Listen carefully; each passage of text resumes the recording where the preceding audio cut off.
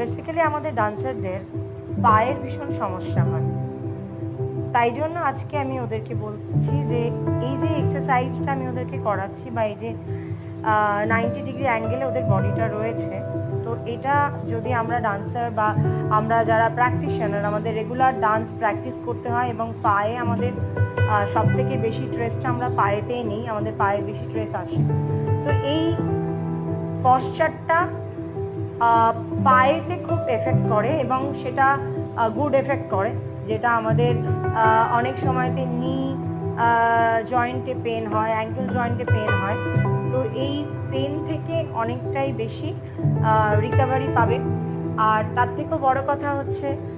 যে এই যে এখন ব্লাড সার্কুলেশনসটা আমাদের শরীরে হচ্ছে এই এক্সারসাইজটা করার সময়তে, এটা আমাদের পায়ের মাংসপেশি তথা নার্ভ সিস্টেমটাকে অনেক বেশি